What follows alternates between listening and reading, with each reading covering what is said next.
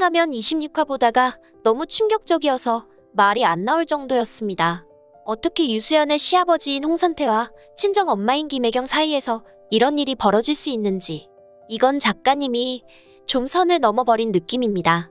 그럼 문제의 장면이 등장한 황금가면 26화로 가보겠습니다. 유수연은 시아버지 홍선태에게 도전과 용기라는 전시회를 하나 추천합니다. 이 때문에 홍선태는 많은 고민에 빠지는데요. 그동안 공황장애가 심해서 10년 넘게 외출을 하지 않을 정도로 힘들게 살아왔기 때문입니다. 하지만 최근 공황장애 증상이 호전되는 느낌을 받았는지 홍선태는 용기를 내서 이 전시회에 가보기로 결정합니다. 참고로 이 장면에서 유수연의 독백 대사가 나오는데요. 전 며느리가 시아버지에게 말하는 느낌이 아니라 딸이 친아빠에게 다정하게 건네는 그런 느낌을 받았습니다. 한편 오랜만에 양복을 꺼내 입은 홍선태는 아내인 차화영 회장에게도 알리지 않고 비서도 없이 홀로 외출을 감행합니다.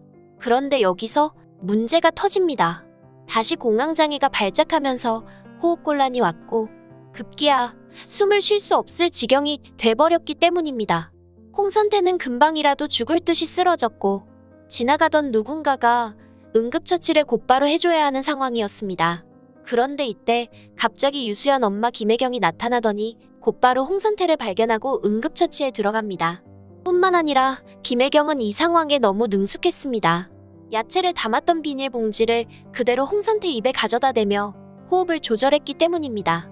덕분에 위기 순간을 넘긴 홍선태는 겨우 숨을 돌리며 살아나게 되고 김혜경이 운영하는 떡볶이 집에서 따뜻한 물 한 잔을 먹게 되는데요.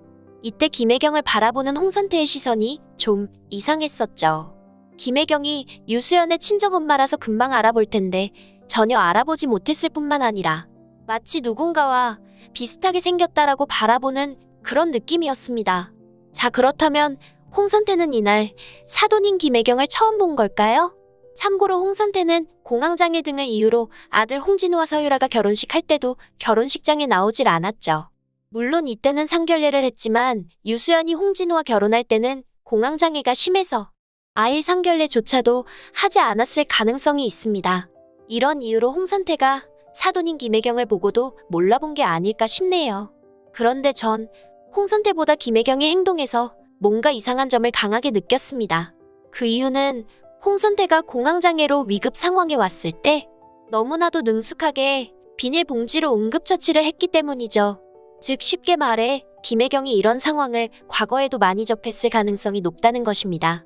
이걸 토대로 추측해보면 김혜경은 홍선태와 과거에 연인 관계였을 수도 있습니다.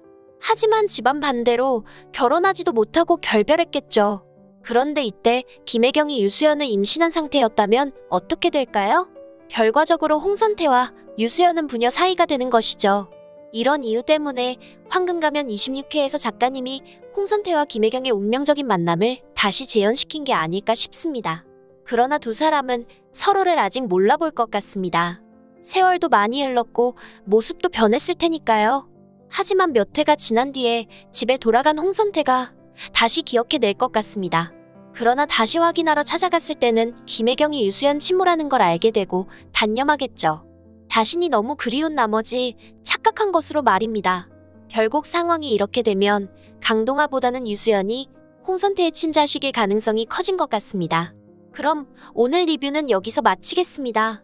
다음 회차 황금가면 영상에서는 더 재미있는 얘기로 찾아뵐게요.